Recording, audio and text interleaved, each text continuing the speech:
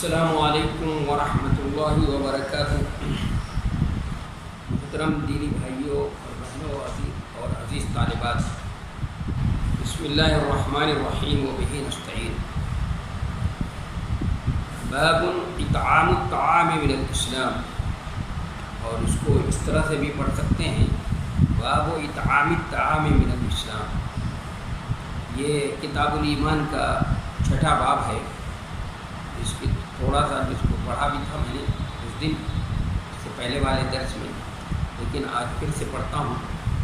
تو ترجمہ ہوگا باب کھانا کھلانا اسلام کی ایک خصلت ہے۔ باب کھانا کھلانا اسلام کی ایک خصلت ہے۔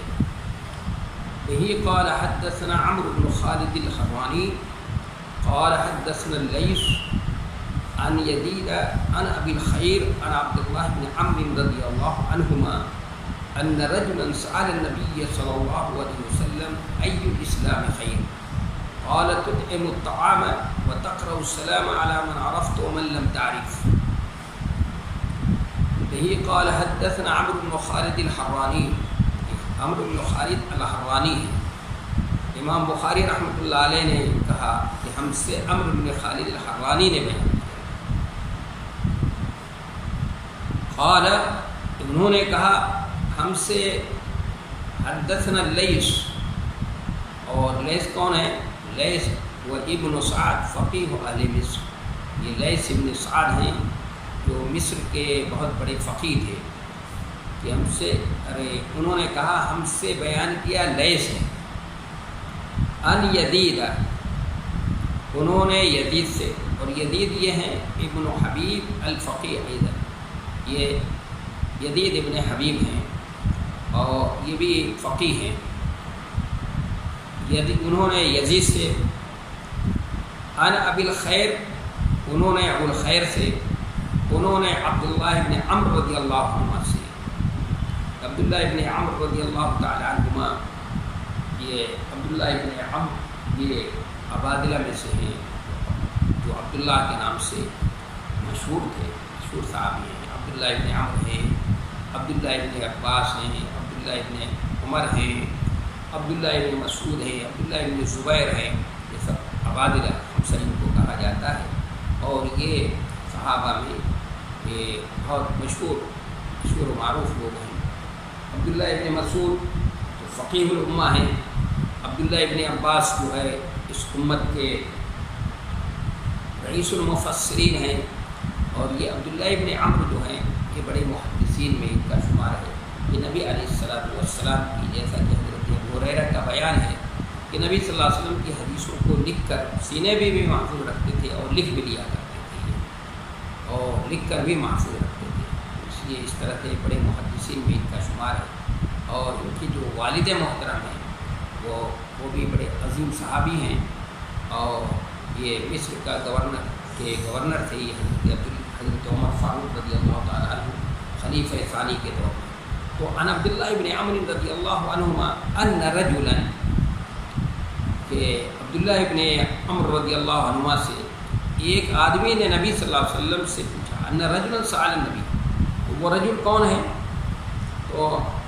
ایک رائے تو یہ ہے کہ محدثین یہ کہتے ہیں کہ ان کا نام نہیں معلوم ہے، لیکن دوسری رائے یہ ہے کہ وہ حضرت ابو ذر غفاری رضی اللہ تعالیٰ عنہ، اور ابن حبان کے نزدیک انہوں نے کہا ہے کہ حانی بن یزید جو شریح کے قاضی شریح کے والد ہیں وہ ہیں، ان رجل سأل النبی، یہ ایک آدمی نے نبی صلی اللہ علیہ وسلم سے پوچھا، کیا پوچھا؟ ای الاسلام خیر، اسلام کی کون سی خصلت بہتر ہے؟ قال، تو آپ نے فرمایا تطعم الطعام، کہ تم کھانا کھلاؤ، تم کھانا کھلاؤ، یعنی کھانا کھلانا، وتقرأ السلام علی من عرفت ومن لم تعرف، اور ہر مسلمان کو سلام کرنا، پہچانو یا نہ پہچانو۔ تو میں نے مسلمان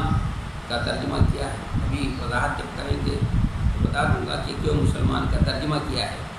تو دیکھیے یہ ترجمۃ الباب ہے، اور اس کے ضمن میں عبداللہ ابن عمرو رضی اللہ تعالی عنہما کی حدیث نقل کی ہے امام بخاری رحمۃ اللہ علیہ نے تو اس حدیث کو سمجھنے کی کوشش کریں گے کہ اس میں نبی علیہ السلام سے یہ سوال کیا گیا ہے کہ ای الاسلام خیر، کون سا اسلام، اسلام کی کون سی خصلت بہتر ہے، اسلام کی کون سی خصلت، ایو خصال الاسلام خیر یا ایو امور الاسلام خیر، کون سی اسلام کی خصلت جو ہے وہ بہتر ہے۔ تو یہاں پر سوال ہے اور پھر آپ صلی اللہ علیہ وسلم نے جواب دیا ہے۔ تو سوال بظاہر سوال و جواب میں مطابقت نہیں معلوم ہو رہی ہے، تو اس میں کس طرح سے مطابقت ہے، مطابقت پیدا کرنے کی کوشش کی جائے گی۔ پھر اس حدیث کو سمجھنے کی کوشش کی جائے گی کہ حدیث میں نبی صلی اللہ علیہ وسلم کیا فرما رہے ہیں، کیا تعلیم دے رہے ہیں امت کو، اور پھر اس حدیث کو پڑھنے کے بعد اور سمجھنے کے بعد اور اس میں سوال اور جواب میں مطابقت کو سمجھ لینے کے بعد یہ دیکھا جائے گا کہ اس سے کیا فوائد حاصل ہوتے ہیں، جس سے عملی زندگی میں ہم اس سے فائدہ اٹھا سکتے ہیں، عملی زندگی میں ہم کو اس سے فائدہ پہنچ سکتا ہے۔ تو پہلے شروع کرتے ہیں وہاں سے کہ نبی علیہ السلام سے ایک شخص نے یہ سوال کیا، لوگ آ کر سوال کرتے تھے، صحابہ کرام پوچھتے تھے، اور لیکن جب سوال سے منع کر دیا گیا تھا تو ان کی خواہش یہ ہوتی تھی کہ کوئی دیہات کا شخص آئے جو مجلس کے آداب کا لحاظ جس کے لیے ضروری نہ ہو تو سوال کرے، اور عقل مند ہو سوال کرے، اچھا تو ہمیں فائد پہنچے۔ تو گاؤں کے لوگ دیہاتوں سے کیا ویسے بھی صحابہ کرام سوال کرتے تھے۔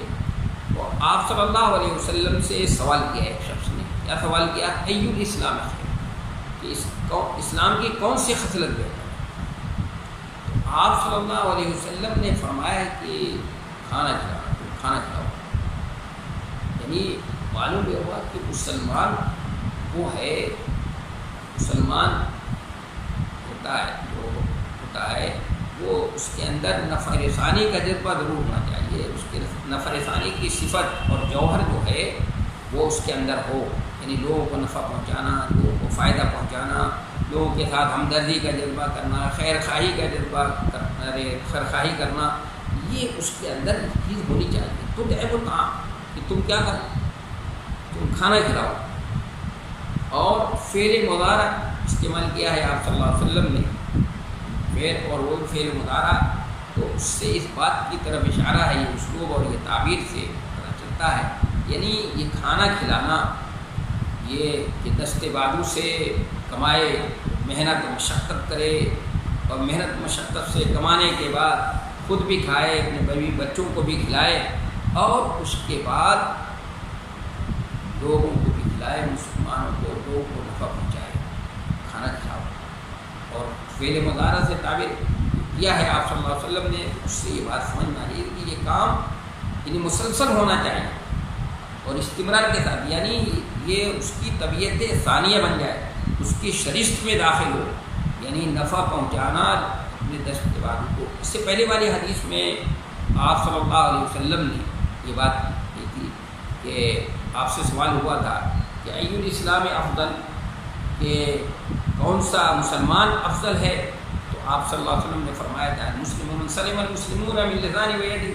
اور اس سے پہلے آپ نے فرمایا تھا، آپ سے پوچھا گیا تھا کہ باب ہی تھا المسلم من سلم المسلمون من لسانه، مسلمان کہلانے کا مستحق وہ ہے کہ جس کی زبان سے اور ہاتھ سے دوسرے لوگ محفوظ ہوں، یعنی وہاں پر منفی انداز میں آپ صلی اللہ علیہ وسلم نے فرمایا تھا کہ انسان مسلمان کے کہلانے کا مستحق وہ ہوگا جس کے ہاتھ اور طاقت اور قوت جو ہے لوگوں کو ضرر پہنچانے کے لیے نہ ہو، نقصان پہنچانے کے لیے نہ ہو، بلکہ کس کے لیے ہو، نفع رسانے کے لیے، نفع پہنچانے کے لیے۔ اسی طرح زبان بھی اس کی لوگوں کو سب و شتم کے لیے، گالی گفتہ دینے کے لیے، غیبت اور چغلی کرنے کھانے کے لیے، استحکام کے لیے نہ ہو، بلکہ کس کے لیے ہو، لوگوں کو دعائیں دینے کے لیے، لوگوں کو سلامتی کی دعا اور ان کے لیے کلمہ خیر کہے، زبان کو خیر کے لیے استعمال کرے۔ تو یہاں پر آپ صلی اللہ علیہ وسلم نے تعبیر جو اختیار کی ہے تطعم الطعام، کہ تم کھانا کھلاؤ، فعل مضارع، یعنی کھانا کھلانا، یعنی کوشش کرتے دست بازو سے کما کر، محنت مشقت سے کما کر لوگوں کو کیا کرے، خود بھی کھائے اور بچوں کو کھلائے اور لوگوں کو بھی کھلائے، یعنی اس کی شرشت میں داخل ہو، اس اس کی طبیعت ثانیہ ہو، نفع پہنچانا، لوگوں کو فائدہ پہنچانا، لوگوں کے کام آنا۔ اور آپ صلی اللہ علیہ وسلم نے یہاں پر یہ نہیں فرمایا کہ تو تیم الطعام اور کس کو کھلائے، اس کی وضاحت نہیں کی کہ فلاں یعنی تمہارا رشتہ دار ہو تو ہاں وہ آئے تمہارے گھر تو اس کو کھانا کھلا دو، ورنہ تمہارا ملنے والا ہو اور تمہارا تعلق والا ہے تو وہ آیا ہے تو اس کو کھانا کھلا دو، نہیں، جو بھی آئے، کل من انضاف الیک فہو ضیف، جو بھی تمہارے پاس آیا تو گویا کیا ہے، وہ تمہارا مہمان ہے، اس مہمان کی اس کی کیا کرو، ضیافت کرو۔ اس لیے عربوں کا یہ طریقہ تھا کہ جو بھی مہمان ان کے پاس آتا تھا تو عرب کے لوگ اپنی حیثیت سے بڑھ کر اس کی کیا کرتے تھے، اس کی ضیافت کرتے تھے، اور اپنے محبوب سے محبوب ترین جانور کو بھی اس میں کیا کرتے تھے، ذبح کر کے اپنے مہمان کی ضیافت کر دیا کرتے تھے۔ اور خود حضرت ام المومنین حضرت عائشہ رضی اللہ تعالیٰ عنہ فرماتی ہیں کہ ہمارے یہاں بھی اگر کوئی سائل کی حیثیت سے آتا، کوئی کچھ سوالی بن کر آتا تو ہم اس کی ضرورت پورا کرتے تھے، اور اگر کوئی مہمان ہوتا تو مہمان جس حیثیت کا ہوتا تھا اسی حیثیت کے مطابق ہم ان کی ضیافت کیا کرتے تھے۔ تو آپ صلی اللہ علیہ وسلم فرمانے کہ تم کھانا کھلاؤ، یعنی یہ نہیں کہ کس کو کھلاؤ، فلاں کو کھلاؤ، فلاں کو نہیں ہے، اور یہ تمہارا قریبی ہے تو اس کو کھلانا، رشتہ دار ہے تو اس کو کھلانا، نہیں، جو بھی تمہارے پاس آئے اور مہمان جس حیثیت کا ہو اس حیثیت کے مطابق اس کو کھلاؤ، اس کو نفع پہنچاؤ، اور مسلمان کا یہ شیوا ہونا چاہیے۔ اس لیے نبی صلی اللہ علیہ وسلم نے فرمایا خیرکم من ينفع الناس، تم میں سب سے بہتر وہ ہے جو لوگوں کو کیا کرے، لوگوں کا نفع پہنچائے، لوگوں کے کام آ جائے، تم میں سب سے بہتر وہ ہے جو لوگوں کے کام آ جائے۔ اور یہ بھی یہاں پر یہ بھی فرمایا آپ صلی اللہ علیہ وسلم نے یہ نہیں فرمایا کہ بھر پیٹ کھلائے، یہ بھی اس کی بھی وضاحت نہیں ہے، بلکہ یہ فرمایا کہ تطعم الطعام، تم کھانا کھلاؤ، اور یہ بھی نہیں کہ بہت اچھے سے اچھا کھانا کھلاؤ، بھائی جو چیز میسر ہو اس کو وقت پہ، جو چیز میسر ہو وہ کھلا دے، کوئی ضروری نہیں ہے کہ بریانی اور کوفتے اور یہ چیز نہیں کھلائے، جو چیز میسر ہے وہ کھلا دے۔ اگر کوئی چیز میسر نہیں ہے، مطلب چٹنی روٹی ہے وہی کھلا دے، اگر کچھ بھی نہیں ہے تو پانی پلا دے۔ ایسا لفظ تطعم کے اندر تو یہ بھی آتا ہے، اس لیے کہ وہ تو اطعام کا لفظ اس کے لیے بھی بولا جاتا ہے، قرآن میں خود سورہ بقرہ کے اندر ہے من لم یطعم فإنہ منی، وہاں پانی ہی کے لیے سے روکا گیا ہے، اور اسی سے روکنے کی بات کی جا رہی ہے۔ تو طعام کے اندر یہ بھی آتا ہے تو اس کو پانی پلا دے۔ تو یہ کھانا کھلانا، لوگوں کے نفع پہنچانا اور یہ کرنا، یہ انبیاء کرام کا طریقہ رہا ہے۔ نبی علیہ الصلوۃ والسلام خود جو ہے لوگوں کی ضیافت کیا کرتے تھے، اور جیسے مہمان ہوتا اسی کے حیثیت سے اس کی ضیافت فرمایا کرتے تھے نبی صلی اللہ علیہ وسلم۔ اور سارے انبیاء کرام کا طریقہ رہا ہے۔ حضرت ابراہیم علیہ السلام کے بارے میں تو یہ ہے کہ جب تک کوئی مہمان نہیں ہوتا تھا کھانا نہیں کھاتے تھے، جب بھی کھانا کھانے بیٹھتے تو آگے جاتے، پیچھے جاتے، دائیں بائیں چاری طرف دیکھتے، اور جب کوئی مہمان مل جاتا اس کو ساتھ بیٹھا کر کھلاتے تھے۔ تو یہ تو انبیاء کرام کا بھی طریقہ رہا ہے،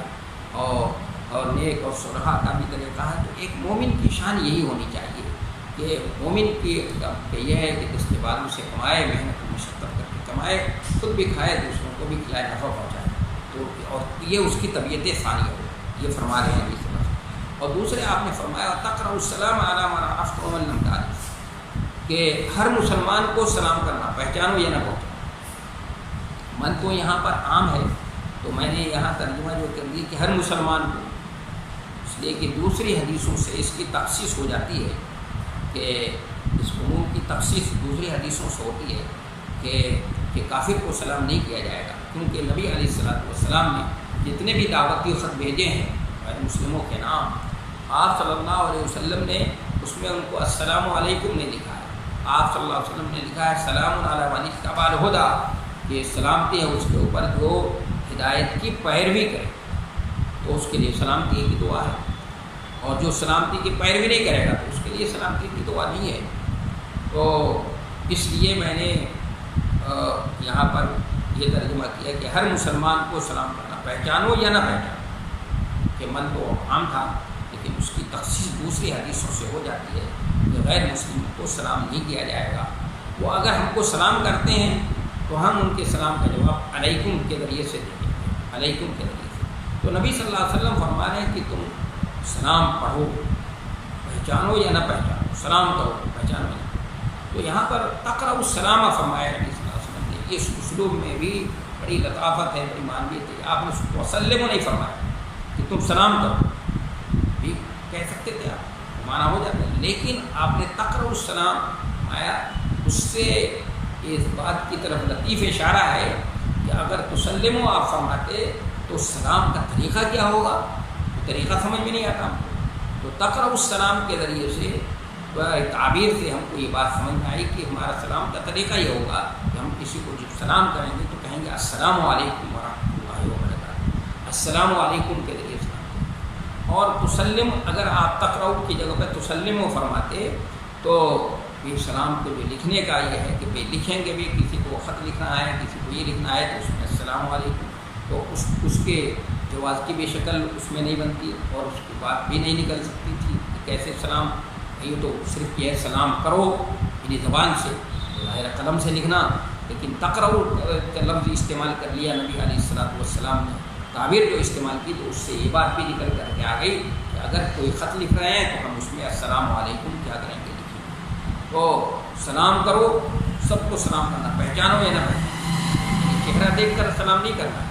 یہ نہیں کرنا ہے کہ ہمارا پہچان کا ہے، ہمارا دوست ہے، ملنے والا ہے جب تو اس کو سلام کیا جائے، اور نہیں ملنے والا ہے، پہچان کا نہیں ہے، مسلمان ہے، گزر جائے، اس کو سلام نہیں کیا جائے، نہیں ایسا نہیں۔ یہ تو قیامت کی نشانی بتائی ہے نبی صلی اللہ علیہ وسلم نے کہ قیامت کے قریب لوگ ایسا کریں گے، اور یہ تو مسلمان کی شناخت ہے کہ مسلمان جو ہے یہ مسلمان کی پہچان بتائی گئی ہے۔ نبی صلی اللہ علیہ وسلم جب تشریف لے آئے دنیا میں تو آپ صلی اللہ علیہ وسلم نے دنیا ہمیں مسلمانوں کی شناخت اور پہچان بتا دی، اس لیے کہ اس زمانے میں ان کی شناخت اور پہچان کیا تھی؟ ان کی شناخت اور پہچان تھی اس زمانے میں کہ اگر کوئی محترم مہینے کے علاوہ کوئی شخص کسی کو مل جاتا تھا، کسی کے سامنے آ جاتا تھا تو اب یہ سمجھتے تھے کہ موت آ گئی، بس اب تو بچنا نہیں ہے بھائی، اب تو ارے موت ہی ہے سامنے۔ بھائی اگر کوئی اس قبیلے ایسے قبیلے سے ہوتا جس قبیلے سے معاہدہ نہیں ہوتا یا ان کے دشمن کے قبیلے کا ہوتا تو اس کو مار ڈالتے تھے اور اس کو ختم کر دیتے تھے، اس کی بیوی ساتھ میں ہوتی تو اس پر غاصبانہ قبضہ کر لیتے، اس کے مال کو ہڑپ لیا کرتے تھے، یہ طریقہ تھا۔ تو موت سمجھتے تھے تو موت آ رہی، تو آپ صلی اللہ علیہ وسلم جب دنیا میں تشریف لے آئے تو آپ نے کہا نہیں، ہم جب کسی سے ملیں گے تو کیا کہیں گے، ہماری شناخت اور پہچان، ان کی شناخت اور پہچان وہ تھی، ہماری شناخت اور پہچان کیا ہوگی، السلام علیکم ورحمۃ اللہ، کہ تمہارے لیے سلامتی ہیں، ہم تمہارے لیے سلامتی کی دعا دیتے ہیں، تو وہ بھی کہے گا وعلیکم السلام۔ یہ پہچان اور شناخت بتائی گئی کیونکہ ایک مسلمان کی شناخت کیونکہ مسلم ہے، وہ سلم سے بنا ہے، آشتی امن و آشتی کے معنی ہوتے ہیں، تو وہ دوسروں کے لیے بھی امن و آشتی، دوسروں کے لیے بھی خیر اندیش ہوتا ہے، دوسروں کے لیے نفع رسانی کا کے اندر خیر خائی اور ہمدردی کا جذبہ ہوتا ہے۔ وہ کہتا ہے السلام علیکم، ہم تمہارے لیے سلامتی کی بات کرتے ہیں، ہم تمہارے لیے سلامتی ہیں، تو دوسرا بھی کہے کہ وعلیکم السلام، ہم بھی تمہارے لیے، تمہارے اوپر بھی سلامتی ہو، ہم بھی تمہارے لیے سلامتی ہیں۔ تو یہ پہچان بتائی گئی تھی مسلمانوں کی۔ تو نبی علیہ الصلوۃ والسلام، یہ حدیث ہے، اس کی تھوڑی سی مختصر سی وضاحت میں نے کی کر دی۔ تو اب نبی علیہ الصلوۃ والسلام سے دیکھا آپ نے یہاں پر سوال ہے کہ ای الاسلام افضل، تو آپ صلی اللہ علیہ وسلم نے جواب دیا من سلم المسلمون من لسانه ویدی۔ آپ سے یہاں پر سوال ہوا کہ ای الاسلام خیر، تو آپ نے فرمایا تطعم الطعام وتقرأ السلام علی من عرفت ومن لم تعرف۔ پھر آپ سے سوال ہوا ای الاعمال افضل، کہ کون سا عمل جو ہے اجر و ثواب کے اعتبار سے بڑا ہوا ہے، افضل کون ہے؟ تو آپ نے فرمایا الایمان باللہ، اس کے بعد کہیں آپ نے فرمایا جہاد فی سبیل اللہ، اور اس کے بعد تیسرے نمبر پر حج، اور کہیں بر الوالدین کو بھی آپ نے فرمایا ہے۔ اور آپ سے سوال ہوا کہ ای الاعمال احب الی اللہ، کون سا عمل اللہ کے سب سے زیادہ محبوب ہے؟ تو آپ نے فرمایا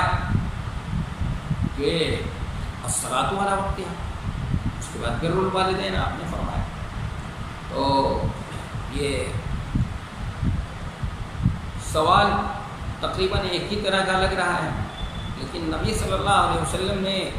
جواب جو ہے الگ الگ دیا ہے، جواب الگ الگ مرحمت فرمایا ہے۔ تو آخر یہ بات کیا ہے، کیوں ہے ایسا کہ نبی صلی اللہ علیہ وسلم سے سوال کیا جا رہا ہے ای الاسلام خیر، تو آپ نے یہ جواب دیا، اور ای الاسلام افضل سوال کیا گیا تو آپ نے وہ جواب دیا۔ اور ای الاسلام افضل سوال کیا گیا، ای الاعمال افضل، تو آپ آخر کیا بات ہے؟ تو اس کا مختلف جواب دیا گیا ہے، لیکن میں آپ کے سامنے دو جواب اس کا جو ہے بتاتا ہوں۔ پہلے جواب تو یہ ہے اور بہت معقول جواب ہے، یہ کہ نبی علیہ السلام کی حیثیت جو ہے ایک مربی اور معلم کی ہے۔ آپ معلم ہیں، مربی ہیں، آپ صلی اللہ علیہ وسلم تعلیم و تربیت کا کام کرتے ہیں، اور تعلیم و تربیت کے کام کرنے والے جو لوگ ہوتے ہیں، یہ تعلیم و تربیت کا کام بالکل طبابت کی طرح ہے۔ جیسے ایک طبیب ہوتا ہے، ایک ڈاکٹر و حکیم ہوتا ہے، وہ اس کا عمل، اس کا کام، وہ جسم کا علاج کرتا ہے، کسی شخص کے جسم کا علاج کرتا ہے، اور ایک معلم اور مربی جو ہے اس کی روح کو تقویت پہنچانے کی، اس کو روح کو غذا پہنچانے کی، اس کی روح کی تربیت کرنے کا کام کرتا ہے۔ تو دونوں تربیت کا کام کرتے ہیں، دونوں گویا اس کو جسم کی تربیت اور جسم کی نشوونما اور جسم کے اندر قوت دفاع جو ختم ہو چکی ہے، اس قوت دفاع کو بڑھانے کے لیے اس کا مقابلہ کرتا ہے کہ وہ بیماریوں سے مقابلہ کر سکے، اس کے لیے وہ علاج کرتا ہے۔ اور ایک تعلیم معلم ہے، وہ مربی ہے، تو وہ اس کے اندر اس کی روحانیت کو تقویت پہنچانے کی کوشش کرتا ہے تاکہ وہ شیطانی طاقتوں سے مقابلہ کرنے کے لیے جو ہے اس کے اندر قوت دفاع پیدا ہو جائے۔ تو دونوں یہ ایک عمل کر رہے ہیں، ایک تہذیبی عمل کر رہے ہیں، دونوں کا عمل یکساں ہے۔ ایک طبیب اور ایک ڈاکٹر جو ہے، اپنے اس کے پاس مریض آتا ہے تو اس ڈاکٹر اور اپنے مریض کی نفسیات، اس کے مزاج، اس کی طبیعت اور اس کی بیماری کے حساب سے جو اس کی ضرورت ہوتی ہے اس کے اعتبار سے اس کو ڈوز دیتا ہے، اس کو خوراک دیتا ہے۔ یہ نہیں ہے کہ جو بھی مریض آئے سب کو ایک ہی طرح کی دوا، جیسے بعض لوگ ہوتے ہیں کہ سب کو ایک ہی طرح کی دوا، ایک ہی نسخہ سب کے لیے استعمال کرتے، ایک ہی پڑیا سب کے لیے استعمال، یہ تو طریقہ نہیں ہے۔ ڈاکٹر کو اور حکیم سب کو جو ہے ان کی بیماری کے حساب سے، ان کی نفسیات اور ان کی طبیعت کے اعتبار سے دوا دیتا ہے۔ اسی طرح استاد کا بھی معاملہ، استاد کا اپنے شاگردوں کے ساتھ معاملہ بھی ہوتا ہے۔ جو مربی ہوتا ہے، معلم ہوتا ہے، ان کی نفسیات سے بخوبی واقف ہوتا ہے، وہ ان کی بیماریوں سے بھی واقف ہوتا ہے، تو اس کے اندر جو بیماری ہوتی ہے اس کے اعتبار سے جہالت ہوتا ہے، جس چیز کی اس کو ضرورت ہوتی ہے اس اعتبار سے اس کو وہ ڈوز، اس کو خوراک کو دے دیتا ہے اور اس کی تربیت کر دیتا ہے۔ تو یہ آپ سے سوال کیا گیا ای الاسلام افضل، تو معلوم ہوتا ہے کہ وہ جنہوں نے بھی سوال کیا ہوگا ان کے اندر یہ چیز ہوگی کہ زبان سے لوگ ان کے محفوظ نہیں رہتے ہوں گے، زبان تیز زبان کے رہے ہوں، اور زبان کے لوگوں کو گالی گفتہ اور زبان سے تکلیف پہنچانا یا ہاتھ کے ذریعے سے تکلیف پہنچانا، طاقت اور قوت سے تکلیف پہنچانا، آپ صلی اللہ علیہ وسلم نے ان کی تربیت کے لیے فرمایا کہ المسلمون بلسانی ویدی، ان کی تربیت فرما دی نبی صلی اللہ علیہ وسلم۔ یا یہاں پر آپ سے سوال کیا ای الاسلام خیر، کہ کون سا مسلمان بہتر ہے، ارے کون اسلام کی کون سی خصلت بہتر ہے، یا ای الاسلام خیر کہ کون سا مسلمان بہتر ہے، یہ بھی ترجمہ کر سکتے ہیں کہ کون سا مسلمان بہتر ہے۔ ای الاسلام کا مطلب ای المسلمین خیر کہ کون سا مسلمان بہتر ہے۔ تو سکتا ہے یہ سوال کرنے والا آپ کے سامنے جو ہے وہ بخیل ہو، اس کے اندر بخل پایا جاتا ہو، اور بخل کے بھی درجات ہیں، اور آخری درجے کا وہ کیا ہے، اس کا تیسرا درجہ جو آخری درجہ ہے اس درجے کا وہ بخیل ہو، تو آپ صلی اللہ علیہ وسلم اس کے بخل کا علاج فرماتے ہوئے کہہ رہے ہیں تو تم کھانا کھلاؤ، اس کا علاج فرما رہے ہیں اس کے بخل کا۔ یا اس کے اندر کبر پایا جاتا ہو، غرور و کبر پایا جاتا ہو، تو آپ صلی اللہ علیہ وسلم فرما رہے ہیں تو السلام علی من عرفت ومن لم تعرف، اس کے اندر یہ بیماری اور یہ چیز ہے، آپ صلی اللہ علیہ وسلم نے اس کا علاج بتا دیا، اس کو ڈوز دے دیا، اس کو خوراک دے دی۔ یا ای الاسلام افضل، ای الاعمال افضل آپ سے سوال کیا گیا، تو آپ صلی اللہ علیہ وسلم کے سامنے اس طرح کا ہے جو مثلا اللہ کے پر ایمان نہیں رکھتا، اللہ کے اوپر اللہ کی وحدانیت کا قائل نہیں ہے، تو آپ صلی اللہ علیہ وسلم نے ان کے سامنے، چونکہ اعمال تو ایسے ہوتے ہیں جن کا کرنا بہت آسان ہوتا ہے آدمی کے لیے، اس میں کوئی پریشانی نہیں ہوتی، کوئی کسی طرح کی اس کو مشقت نہیں ہوتی، نفس کو مارنا بھی نہیں پڑتا ہے، لیکن بعض اعمال ہیں جو بہت سخت ہوتے ہیں اور اس میں نفس کو مارنا پڑتا ہے، تو آپ صلی اللہ علیہ وسلم فرمایا الایمان باللہ، اللہ پر ایمان لے آنا، پھر اس کے بعد جہاد کا تذکرہ کر دیا، اور پھر اس کے بعد آپ صلی اللہ علیہ وسلم نے حج کا تذکرہ کیا، اور جب آپ سے سوال کیا ای الاعمال احب، تو کون سا عمل سب سے زیادہ محبوب ہے، اللہ کو پسند کون سا عمل ہے، تو اس موقع پر آپ صلی اللہ علیہ وسلم نے دیکھا، معلوم ہوا کہ وہ شخص جو سامنے آپ کے ہے وہ نماز میں تھوڑا سستی کرنے والا ہے، نماز کے اندر تھوڑی سستی رکھنے والے ہوں گے، نماز میں کوتاہی کرتے ہوں گے، تو آپ صلی اللہ علیہ وسلم نے ان کے سامنے رکھتے ہوئے آپ صلی اللہ علیہ وسلم نے یہ جواب مرحمت فرمایا۔ تو ایک سوال پیدا ہو سکتا ہے، اور طالب علمانہ سوال ہونا چاہیے، ذہن میں پیدا ہونا چاہیے، ایک طالب علمانہ سوال پیدا ہو سکتا ہے کہ آپ صلی اللہ علیہ وسلم کی علمی مجلس ہے، بہت سارے لوگ بیٹھے ہیں، اور اس میں ایک شخص آتا ہے سوال کرتا ہے، آپ اس کی نفسیات اور اس کے مزاج اور اس کی ضرورت کو سامنے رکھتے ہوئے آپ اس کو ایک بات بتا دیتے ہیں، تو اور یہ پورا مجمع جو ہے یہ تو موجود ہے، یہ سب لوگ، تو ایسے مجمع کے اندر جہاں پر اجتماعیت ہو، بہت سارے لوگ ہوں، کسی ایک کا لحاظ کر کے کوئی بات کہہ دینا یہ تو سمجھ میں بات نہیں آتی، یہ تو بات سمجھ میں نہیں آتی، اس میں تو ایسی بات کہنی چاہیے نا جو سارے مجمع اس سے فائدہ اٹھائے، اور مجمع کے لوگوں کو اس سے فائدہ پہنچے، سارے لوگوں کو فائدہ پہنچے، اس سے ایسی بات ہونی چاہیے۔ یہ سوال کسی کے ذہن میں آ سکتا ہے، تو اس کا بہت ہی معقول جواب ہے اور بہت ہی صحیح یہ کہ اصل بات یہ ہے کہ یہ سوال ذہن میں اس لیے آیا کہ ہم نے نبی صلی اللہ علیہ وسلم کی حیثیت کو نہیں سمجھا۔ یہ بتایا میں نے کہ نبی صلی اللہ علیہ وسلم معلم اور مربی ہیں، اور آپ صلی اللہ علیہ وسلم ہمارے لیے اسوہ اور آئیڈیل بھی ہیں، اور دین کے اصول اور رابطے بھی بتا رہے ہیں، آپ اس کے دین کی تشریح ہو رہی ہے، شریعت کی تشریح ہو رہی ہے، تو آپ صلی اللہ علیہ وسلم نے ایک اصولی بات، ایک شخص آیا ہے سوال کرتا ہے آپ سے، تو آپ نے اس کو ایک وسیلی بات بتائی ہے، وہ اصولی بات جیسے وہ اس سے فائدہ اٹھائے گا، اس مجمع کے اندر جتنے لوگ ہیں وہ سارے کے سارے لوگ لوگوں کو فائدہ پہنچے گا، کہ اس اصولی بات کو گرہ دے دیں تو ان کو بھی فائدہ پہنچے گا، بلکہ اس مجمع کے لوگوں ہی کو نہیں بلکہ قیامت تک کے لیے ایک اصولی بات آپ نے دے دی کہ بھائی مسلمان کہلانے کا مستحق کون ہوگا، جس کے زبان سے اور جس کے ہاتھ سے دوسرے مسلمان کیا ہوں، محفوظ ہوں، اور مسلمان سب سے بہتر مسلمان کون ہے، یا اسلام کی کون سی حضرت سب سے بہتر ہے، تو آپ صلی اللہ علیہ وسلم نے فرمایا کھانا کھلانا، تم کھانا کھلاؤ اور سب کو سلام کرو، پہچانتے ہو نہ پہچانو سب کو سلام کرو، اصولی بات بتا دی آپ صلی اللہ علیہ وسلم نے۔ وہاں پر بھی ای الاعمال افضل، وہاں پر بھی ایک اصولی بات بتائی، تو اصولی بات ہے وہ اسی کے لیے اس پر وہ جس شخص سے کہا ہے آپ نے وہی اس سے فائدہ نہیں اور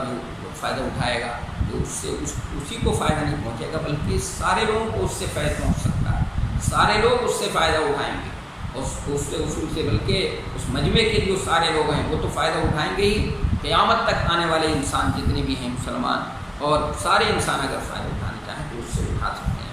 اس لیے اس پر کوئی اشکال نہیں ہونا چاہیے اور کسی طرح کا کوئی اعتراض نہیں ہونا چاہیے۔ اب ایک دوسرا جواب ہے کہ نبی علیہ السلام نے